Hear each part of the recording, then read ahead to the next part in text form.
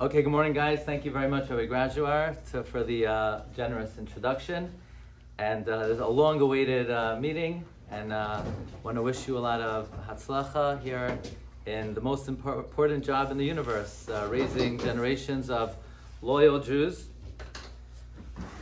Okay, so I just want to share with you a few brief thoughts. We spend our day in Yeshivah, and we really have to ask ourselves, what in the world are we doing here? Why are we dedicating so much time to the study of Torah?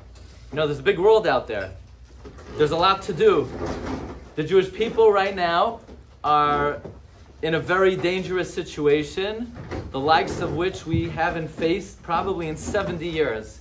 And yet, young men preparing themselves for life, you would think there would be something more important to do than pouring and studying a tome, studying a text that was written 1,500 years ago, and giving the best years of their life just to sit and study the Torah. What exactly are we doing? So I would like to share with you this morning a very important perspective regarding what does Torah do for me? What does it do for us? What do I get out of it? What do I get out of learning Torah? There's an amazing Gemara. The Gemara tells us there was a man by the name of Rav Sheshes, and every 30 days he would climb up to the top of a ship and he would talk to himself. He would say, Chadai nafshai, rejoice, my soul. Rejoice, my soul. He would say, L'cha ani karai. Why I learned Chumash? I learned it for me.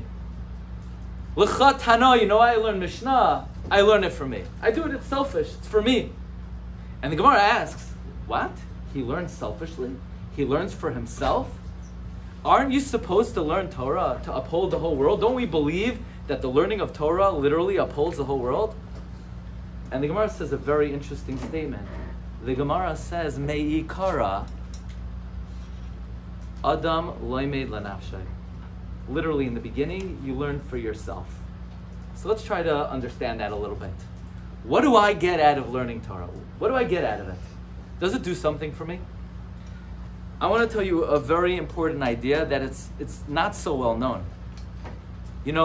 If I were to ask you, how many categories of mitzvos are there? What would you say? General categories. Most people say there are two. There's bein adam lamakom, between you and God, and there's bein adam lachavero, between you and your friend. So, for instance, when you daven, what would you call bein adam lamakom?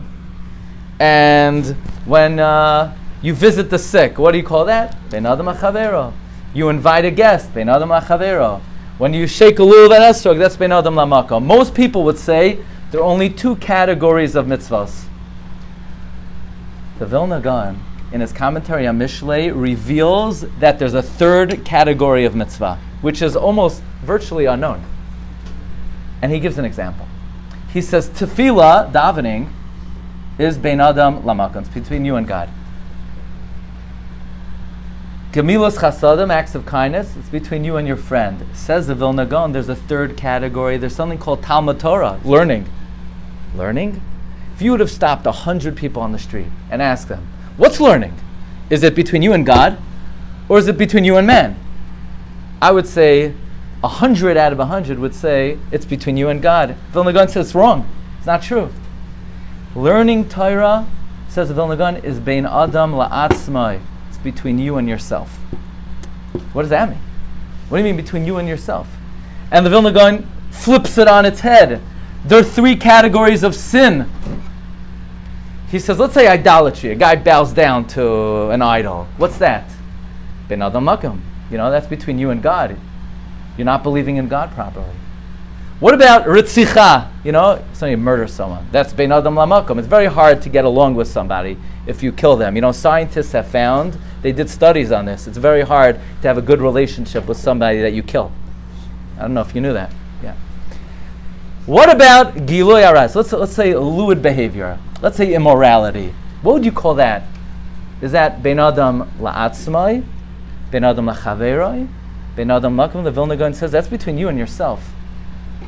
You're corrupting yourself. you're lowering your own identity. Vilna Gaon says the same thing with Talmud Torah. Learning Torah is between you and yourself. Let's explain what he means. What are we? We have a body, so that we share in common with an animal. But we have something very special. We have a neshama. What's a neshama? Somehow it's divinely instilled. God gave us a soul. We believe, so to speak, it's a piece of the divine.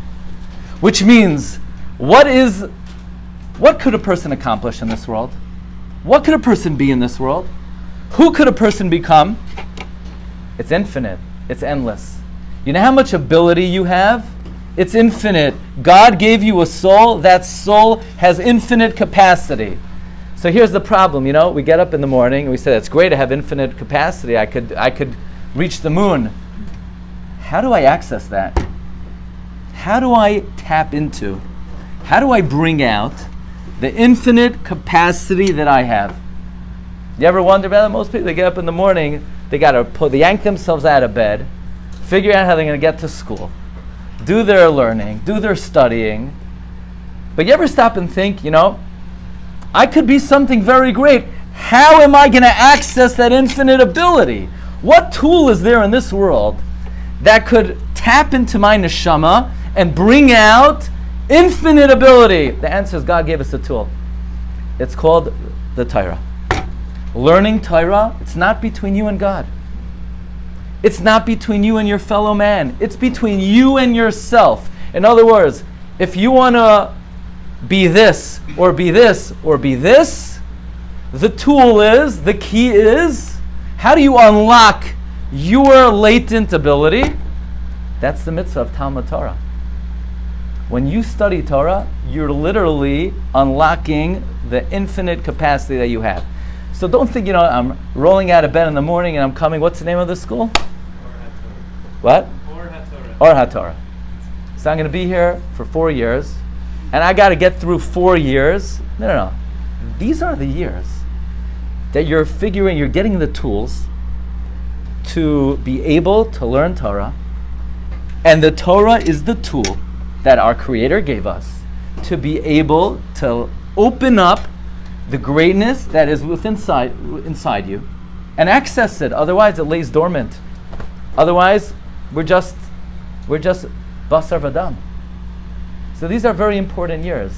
The ability to gain skills in learning Torah are the skills necessary to be successful in this world. To be successful spiritually, to be successful emotionally, and to be successful in anything we do. This is the mitzvah of Talmud Torah. That's why Reb Sheshes would climb up to the top of the ship and he would say, I learned for you. I learned Chumash for myself, Reb Sheshes would say. I learned Mishnah for myself. This is a very important idea. I want to share with you another idea. Rabbi Grazer mentioned that we're cousins. I have a grandfather who was a Holocaust survivor.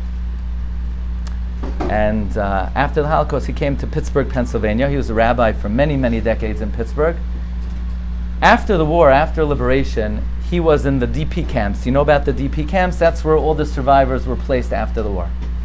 He worked for the American Army after the war. So he was given an army uniform and a jeep. He met many great personalities. One of the great personalities he met after the war was Rabbi Isaac Halevi Herzog, the first chief rabbi of Palestine. Rabbi Isaac Halevi, you probably heard about the President of the United States. Mr. Herzog was a grandson of the first chief rabbi, Rabbi Isaac Halevi Herzog. He was a very noble personality. He was an aristocratic personality. He wore a shiny top hat. He had a cane. And he visited the DP camps in 1945. And he met my grandfather. My grandfather met him. He told my grandfather that he had just met with the Pope. Because, after the war, during the war, many parents gave their children to monasteries, to churches, to Christian families, because there was no other way to save their children. And after the war was over, the parents wanted their children back.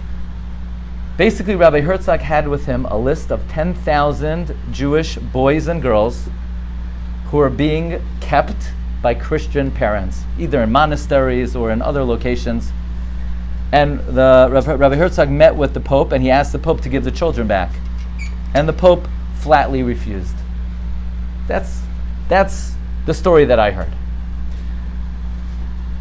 I always like to say over the story, Rabbi Berelwein, who's also a notable rabbi, he is a very interesting personality, he's a historian. He tells over the story that in 1951, Rabbi Herzog came to Chicago.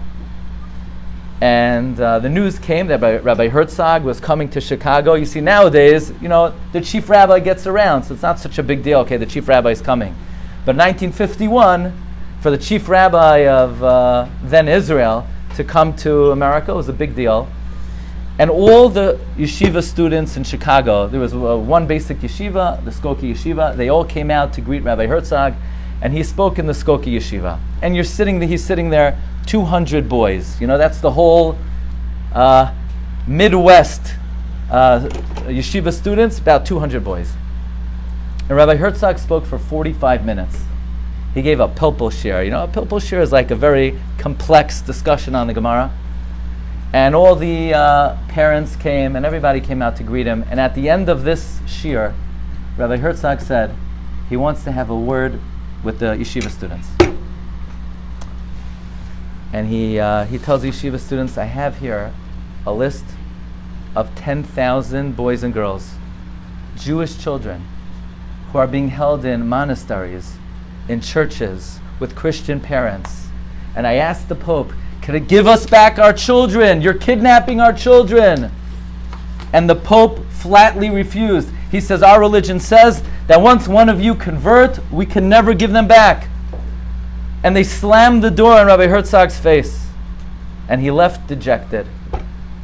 And he tells the young men, he says, there's nothing I could do for these 10,000 boys and girls. They're lost forever. And by the way, it's not just them. What about their children, their grandchildren? It could have been hundreds of thousands of Jews, if not more. Lost forever. Gone forever. Nothing I could do for them. And he breaks down on the lectern, he cries, he wept bitterly. And Rabbi Wein said he was a young boy, he was 11 years old. Rabbi Herzog lifts up his head and he roars like a lion. He says, there's nothing I could do for these children. But what are you going to do for the future of the Jewish people? You could do something about it. What kind of contribution are you going to make to the Jewish people? And Rabbi Wein says these were from among the most moving moments in his life. So guys, I tell you, you come to a Jewish high school and we take it for granted. Do you know what the likelihood that there is that a young man could learn Torah today after 2,000 years of Galus? You know how unlikely that is? It's not statistically unlikely. It's not highly improbable. It's a miracle of outrageous proportions that there are still Jews around learning Torah. And if you were given that awesome opportunity, you have to ask yourself, okay, I understand. I'm doing it for myself. If I want to be what I can be, if I want to become what I could become, if I want to grow to be who I could grow to be, I need to figure out how to access these documents. I need to understand how to understand this information. I need to do it for myself, and I need to do it for the Jewish people. Every young man has to ask himself, whatever I'm going to do in life, what am I going to do for Klal Yisrael? How am I going to help the Jewish people? What kind of contribution am I going to make to Klal Yisrael? There are very few Torah observant Jews left in the world after 2,000 years of Galus. If you're one of them, if you've been given this privilege, that's a question we all have to ask ourselves. What are we going to do for the future of the Jewish people? So, literally, you are given the greatest opportunity in the entire universe. Hashem gave you the Torah. He gave you the opportunity to study the Torah. It's for you. It's for your benefit. It's not for your rabbi's benefit. It's It's not for your parents' benefit. It's for them too. But it's primarily for you. And it's for the Jewish people as well. And these are all things we have to stop sometimes and ask ourselves, am I taking advantage of the opportunity? So I thank you very much for the opportunity to be here today, to see the wonderful Talmidim in this yeshiva, and the Rabbeim, and the Menahel. And I wish you all bracha v'hatzlacha. Have a wonderful day. And Hashem should shower you. Shefa bracha v'hatzlacha. Thank you.